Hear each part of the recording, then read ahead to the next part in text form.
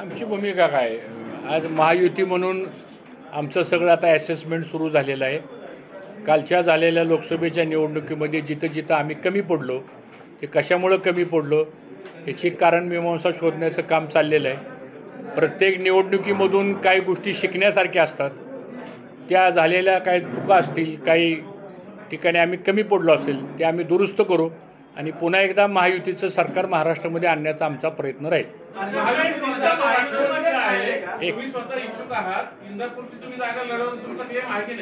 कुठला या संदर्भामध्ये उपमुख्यमंत्री देवेंद्र फडणवीस साहेब, उपमुख्यमंत्री अजितदादा पवार यांची आमची सर्व चर्चा यापूर्वी झालेली आहे आणि या संदर्भातला निर्णय देवेंद्र फडणवीस जे घेतील तो सर्वांनी मान्य करायचा असं ठरलंय. सांगितले की देवेंद्र फडणवीस निर्णय सांगतील तो मान्य करायचं हे ठरलंय आणि हे अजितदादांनी मान्य केलं, आम्ही मान्य केलं आणि हे देवेंद्र फडणवीसनी भाषणामध्ये सांगितलं. पुढचं बोला आता.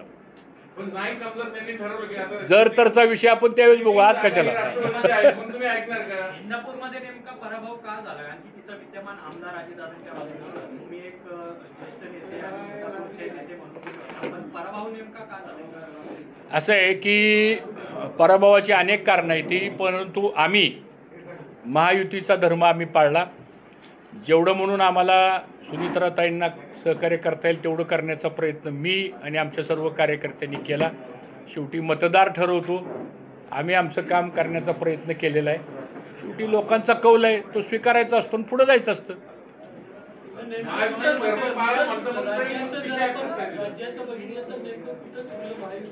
आता त्या संदर्भामधली लवकरच एक मंथन बैठक आमची भारतीय जनता पक्षाची होणार आहे. त्याबद्दल या 2-4 दिवसामध्ये तारीख ठरेल. 2 बैठका पण झालेल्या आहेत सगळीकडे. आता प्रत्येक लोकसभा मतदारसंघातले इक्वेशन्स वेगळे झालेले आहेत. एकच पॅरामीटर नाही असा आणि काय फार मोठा फरक पडला अशातला काय भाग नाही. ठीक आहे, संख्यात्मक आम्ही कमी पडलो पण मताची टक्केवारी बघितली. मी काय ते आर्ग्युमेंट करत नाही. शेवटी विजय असतो, पराभव हा पराभव असतो. पण ह्या सगळ्याचं असेसमेंट करत असताना काय गोष्टीमध्ये काही त्रुटी असतील त्या दूर होतील.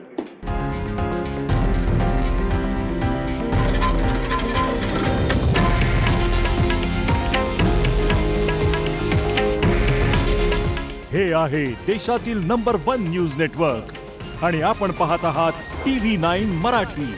काळजी तुमची, हित महाराष्ट्राचं.